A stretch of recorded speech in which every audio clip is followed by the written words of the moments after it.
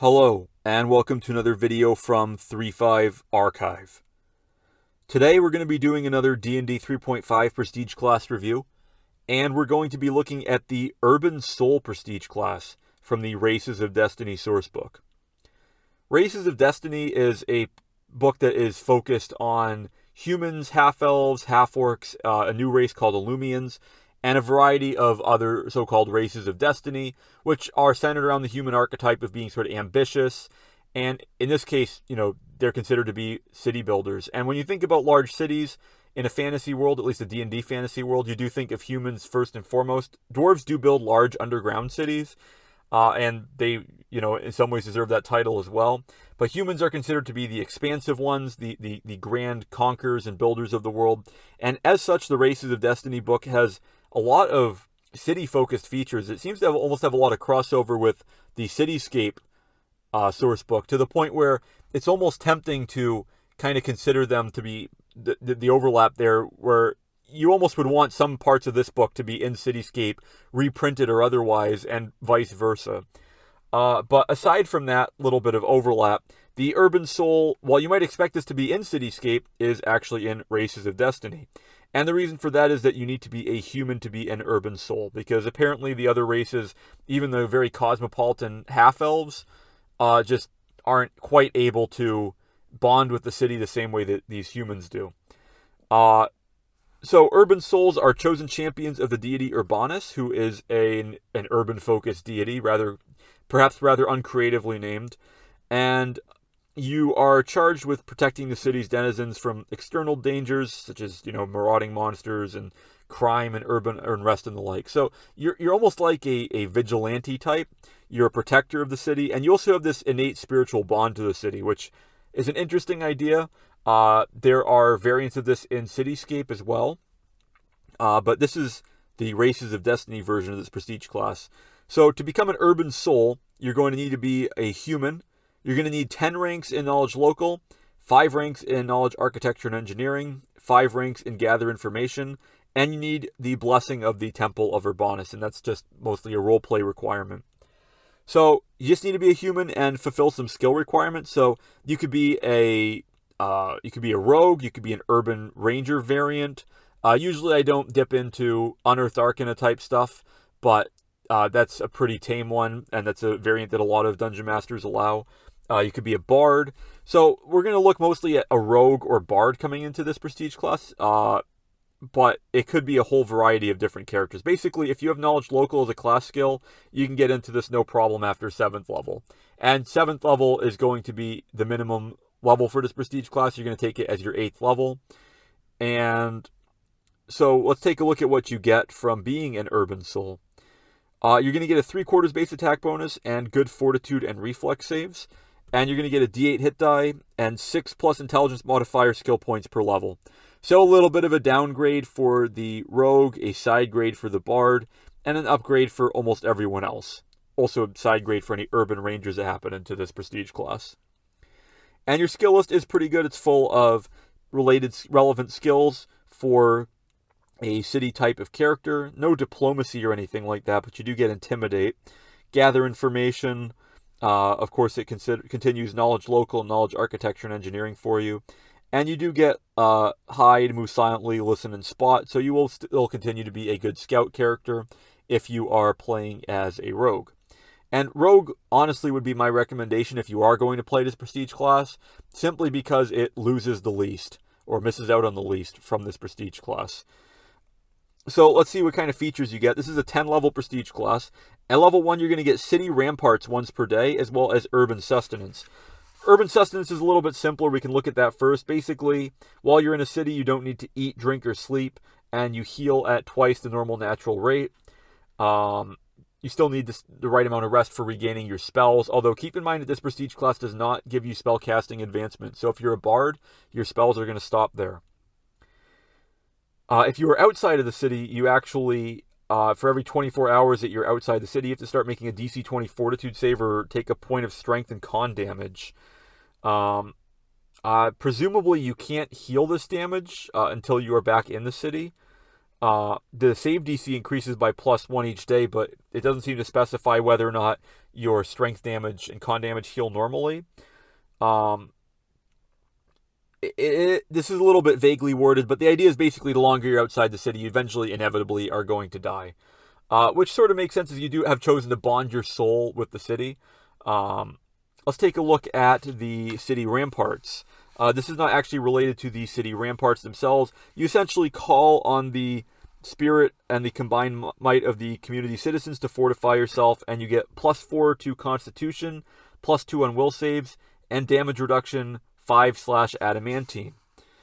And you're doing this as a standard action, presumably, and it's once per day at level 1, and then twice per day at level 5, and 3 times per day at level 9. So you do get more uses of this. It lasts 1 round per point of your adjusted Constitution modifier, depending on the size of the city, which is a pretty cool thing. A small cities can be 3 plus your con modifier rounds. In a metropolis, it can be 10 plus your con modifier rounds. Odds are it's not going to matter anyway, because this is going to be essentially a once per combat encounter feature, and that's about it. It's going to last for 1 combat encounter. You're going to get some extra hit points, and you're going to get some extra will save and some damage reduction, which is going to be almost certainly going to be kicking in when it's against adamantine, when they need adamantine to bypass it. So this is a pretty solid buff. Whether or not this is, I mean, by itself, is it worth it? I mean, for the amount of requirements you need for this, this might be pretty good for survivability as a rogue. You might want to grab this just for when you're getting into that really tough fight, and you want to call upon the blessing of the city. And it also gives you a very nice, like, street urchin type of feature, kind of like akin to the urban ranger, but actually better. And it's definitely a cool idea. And it is a pretty solid feature for what it requires of you. At level 2, you're going to get City Bred Senses +2. This is going to give you a +2 insight bonus on listen, search, and spot checks made within a city. A bonus on your sense-related skills is always great. If you're doing dungeon delving in a city, this will help you find traps you might not have otherwise found. At level 6, this bonus is going to go up to +4, and at level 10, it goes up to +6. And having a +6 on a skill really kind of like moves you up a whole tier in your results. It moves you up several levels in terms of, or at least a couple levels in terms of what you'll be able to hear sneaking up on you. So this is pretty solid. This is a nice little feature. Should it be by itself at level 2? Well, that depends on how greedy you are. This is a 10 level prestige class. And again, the biggest issue with this prestige class, to get out of the way now, is that it's not so much what you're getting, but what you're giving up, like with all prestige classes. And if you're going into this as a bard and not getting any spellcasting advancement, that's pretty troublesome. And if you're going into this as a rogue and not getting any sneak attack advancement, that's just as troubling in some ways. So at level 3, you gain Meld into City. This lets you do Meld into Stone at will, but you can just meld your body and possessions into wall of a building, street, or other stone structure as part of a city. So it is basically Meld into Stone at will, which is pretty great. It will allow you to get sneak attacks a lot of the time if you are a rogue. But the problem is, of course, that you're giving up a lot of sneak attack here. So, and getting sneak attack, at least as a start of the encounter type of thing, is not difficult. This will be nice for if you have to run and hide. This would be great for an investigative type character, but for your normal adventurer, I mean, even if you are adventuring the city all the time, you're going to be with a party full of people, so you're not going to get as much use of this as you want to. At level 4, you're going to gain See the City, which lets you create a magical sensor as per Clairaudience Clairvoyant spell, but you only get Sight. You can do this 3 times a day using your Urban Soul level as your caster level, so not very good. It is interesting that this is linked to when a cleric of that level would be able to get the spell, so that is sort of an interesting way that they set this prestige class up. I do appreciate that, and while this feature is good, you can see anywhere within the city. There's no range limit. That is pretty good. Sort of limited. There's not a whole lot to say about this. I mean, you're essentially giving up rogue levels or bard spellcasting for a single spell-like ability. A couple spell-like abilities now usable either at will or 3 times a day. So it's definitely interesting. Again, it's very city-focused, obviously.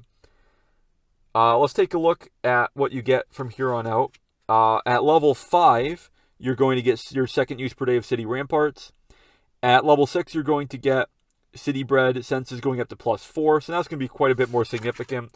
You're also going to get Urban Skill Mastery. When you're in a city, you basically get skill mastery with balance, climb, jump, move silently, and tumble. Tumble is really nice there for any time you're having fights in the city, you need to maneuver around. It's nothing more disappointing than messing up a tumble check by rolling really low. I mean, a natural one's not going to automatically fail, of course, but if you roll a natural one, those DCs are still high enough that odds are you're going to fail. So being able to take 10 is a pretty solid option. You can still, of course, risk it if you do need to roll higher than 10, but a lot of the time 10 is going to be sufficient to get you around where you need to be in combat by this level. At level 7, you're going to get Hear the City, and this is going to be the equivalent of a Stone Tell spell using your Urban Soul level as a caster level, except that it works on any part of a city. You get a second use per day of this at level 10. That's an interesting feature. It is nice. I mean, it's basically like, you speak with stone and that sort of thing, and it's another divination effect, which is good for investigation, but that is about it. And again, it really depends heavily on the campaign. At level 8, you get Mob Violence. This allows you to channel the anger of a restive populace into fury you unleash on your enemies. So you can activate it, split it up however you want as a free action activation. A number of rounds per day equal to your class level. So you're going to get 8 rounds per day of this. Odds are, if you're fighting 4 encounters a day, you can probably split it up and do 2 rounds of this. And your combat encounters will likely be over by then anyway. So you can essentially have this always on effectively unless you're getting into some really in-depth battles.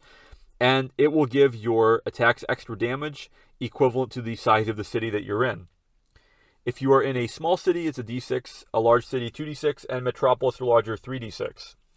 Now, this seems like a really nice feature, and it is definitely very, very interesting feature. It's very, very cool, and it affects your combat ability, which is great.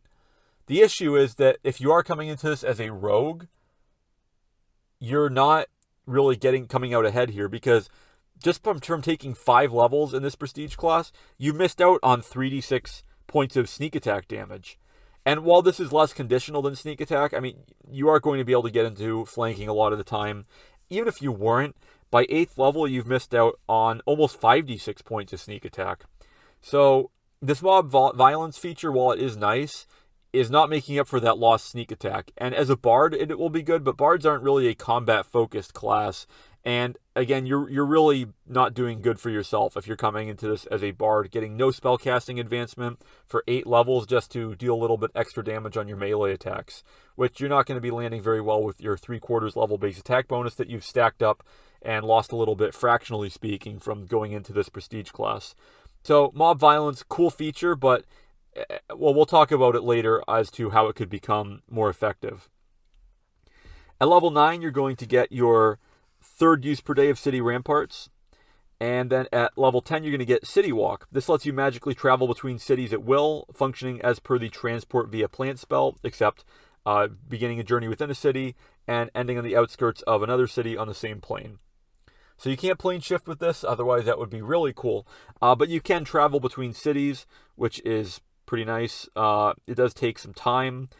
Not a whole lot to say about it here. It's basically like a slightly watered down teleport spell. But you can do it at will, which is really cool. And this would allow you to become like a protector of multiple cities.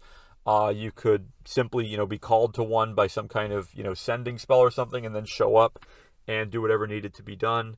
This prestige class is really starting to feel like it's there for a solo campaign of some kind, but it wouldn't really work very well because it's not very strong. So it'd require a very, very skilled and very patient DM to make that work. Interestingly, though, this is the only prestige class I've seen so far that has a substitution level for it. So substitution levels are commonly for base classes, and usually they're like a racial substitution level, like an elf wizard gets a particular different set of features, which are actually pretty solid. But this is just a regular, substitution level for an urban soul that wants to have a deep connection to a specific city. So instead of getting the City Walk feature, at level 10, you still get City Bred Senses +6, Hear the City twice a day, but you get 3 other features instead. So, City Bond is the first one. As long as you remain within the bounds of your chosen city, you do not age. The class features that you need to be in a city for, they only work within your chosen city. So you're basically stuck in that particular urban environment for the entire campaign, which sometimes will happen. So that might not be something to discount there. And if the population of your city drops below 5,000, then you lose all of your class features from this, this extra feature here, which would mean that you really did a bad job of protecting your city, admittedly. You also get intra-city teleport, which lets you teleport between any 2 points within your city at will. Works like the greater teleport spell, except you have to do a full round action, and the origin and destination have to be within your city. But this is great because it does give you pinpoint teleportation, which is great. There are some cities in D&D that will forbid magical teleportation, but I would argue that this would, except in extreme cases, bypass that sort of thing, as it is based less on being spellcasting. It is a spell-like ability, of course, but it is more like an innate capability to move within the city itself, within its, mana or phlogiston or ether, or whatever you want to call it. And then the last feature is Urban Renewal, and this allows you to gain spell-like abilities. Disintegrate, you can only use on objects. Stone Shape and Wall of Stone. You can use them a total of 5 times per day, split up however you choose, and your caster level is equal to your Urban Soul level. Getting more spell-like abilities is always good. This prestige class basically is trading either Bard spellcasting or Rogue Sneak Attack, or, maybe like Beguiler spellcasting, if you really want to think of it that way, for some spell-like abilities, as well as, a damage bonus feature, and yeah, that's really about it. I mean, the Urban Soul, its biggest problem seems to be that, like a lot of prestige classes, it lacks focus. Despite having a very strong identity, ironically, it just doesn't really build on anything. And the biggest drawback is it doesn't advance any other class archetype. So it's not going to advance spellcasting. You're not going to get any more Rogue Sneak Attack. It doesn't even come with a full base attack bonus, which is fitting thematically, but there's just really not something to keep you going at high levels here.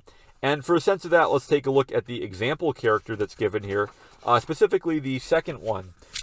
We have another NPC here who has 10 levels in Urban Soul. So this is Perethian. He's supposed to be an antagonist of the PCs, as the example given.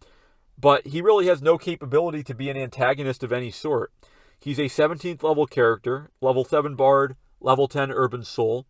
And he's got 72 hit points. He does have a pretty decent armor class at 26, but that's not going to last him long if you use him against a party of characters. And you can really tell here that this prestige class, I mean, he casts spells as a 7th level Bard. He can do Displacement to keep him alive a little bit longer, and Fear with a DC 19 will save. That's fine, but that's not going to keep a level 17 party at bay for very long. And even looking at, playing this NPC as a character, it's really hard to make yourself want that. I mean, you just really don't get a lot here. You almost get more from Bard than you do from this prestige class. The teleporting is great, and the ability to meld into the city is great. The spying ability from See the City is nice. And having really great spot and listen checks is nice, but it's just hard to really see this prestige class coming together in anything but a very roleplay focused, low-powered sort of city campaign that's very investigation heavy. And while those campaigns do exist, the simple fact of the matter is that you're going to probably need to fight combat encounters to level up, and it's really hard for this character to even survive in a level 17 combat encounter, let alone make any contribution to killing the monsters that you're fighting.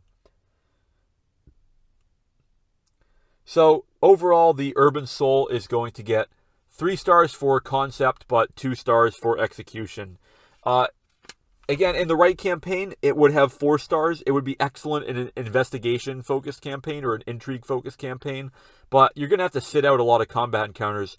If you were to give this prestige class a sneak attack progression, if you come into it with sneak attack, or a spellcasting progression, if you come into it with spellcasting, maybe forcing you to choose one or the other if you somehow come in as like a multi-class Bard Rogue or whatever, then it would have a lot more viability. It is still giving you spell-like abilities, some of which are usable at will, which is very powerful, but at the same time, you're not getting higher level spells. And if you're finishing off your character at level 17 and you're doing, so you can teleport around the city, sure, and that's very useful utility-wise, but again, this character is really going to struggle in combat, and it's going to struggle compared to a regular Bard in terms of versatility anyway, or in some ways even a regular Rogue, given the other abilities that you get from being a Rogue. So, It's definitely one to take if you really love the feature, but you need to make sure that you're in the right campaign for this. And not just a city campaign, but a city campaign where the focus is not on combat. And if it is, hopefully the Dungeon Master is very cooperative in letting you come up with clever ways to gain an advantage, because you're certainly not going to be getting any combat advantages from this Prestige class. So that'll be about it for this D&D 3.5 Prestige class review. Please like, share, comment, subscribe, and so on. Thanks for watching, and I will see you next time here on 3.5 Archive.